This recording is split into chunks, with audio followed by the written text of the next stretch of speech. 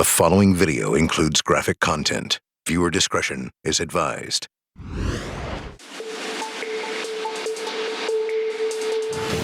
This video from inside the Marshall County Jail shows how quickly things escalated.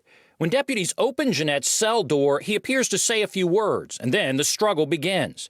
You see other deputies bring a restraint chair over, but Jeanette refused to get in. He would die a few minutes later. You don't expect that you're going to lose your life in a local jail. Legal analyst Nick Leonardo says what happened in Marshall County highlights a crisis in Tennessee. These smaller counties do not have the funds that they need to properly incarcerate individuals that have mental health issues or are detoxing or have severe substance abuse problems. Jail logs show Jeanette had been hallucinating and detoxing after being arrested 2 days earlier for resisting arrest, public intoxication, and indecent exposure. Officers had put him in a restraint chair the day before because he was hitting his head on the cell wall. When he refused and began struggling, jailers called for backup from Lewisburg police. Give me your arm! They handcuffed Jeanette, who continued to struggle, then put leg restraints on him. But they kept him on his stomach for nearly 4 minutes.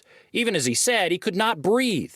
Experts say officers have been trained since the mid-1990s about the dangers of suffocation by keeping someone on their stomach in what's called the prone position.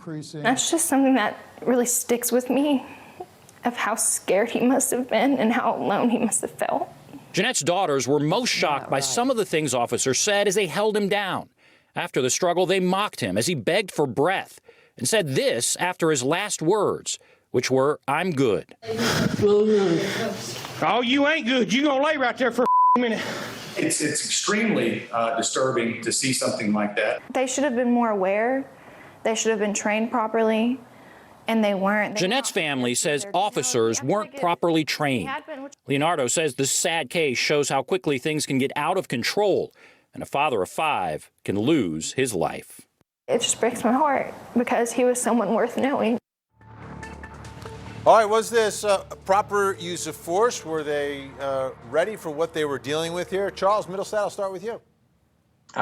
Clearly not. I mean, this is an issue that we just very recently dealt with in the George Floyd matter. This exact positional asphyxiation issue where you're putting pressure on someone's chest, particularly in the prone position. I mean, this is just totally unacceptable. There's no reason for these sort of in-custody deaths to be occurring. This is an inmate that was he was detoxing, had mental health issues, was surrounded by overwhelming force. I mean, look how many officers are involved in this restraint.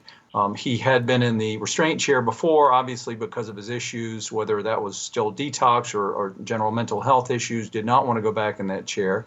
And so there was a compliance issue, but clearly this is excessive. You can hear there's one officer who actually understands what's going on and even says they need to get off of him and put him on his side. But apparently nobody else listens, and so it's just a tragedy. I mean, nobody should die in custody like this. They wasn't presenting any deadly threat to any single one of these officers. KD, what went south here? Well, you know, this is a training issue. You have constantly got to monitor what your people are doing inside of a jail.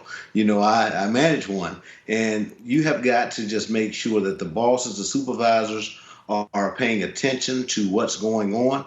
The training, each and every individual that's involved in this, they play a role. But once you get this person restrained, you put them in a rest position where they can start to breathe. But once, you just got to do the right thing. And there are a lot of things that went wrong here.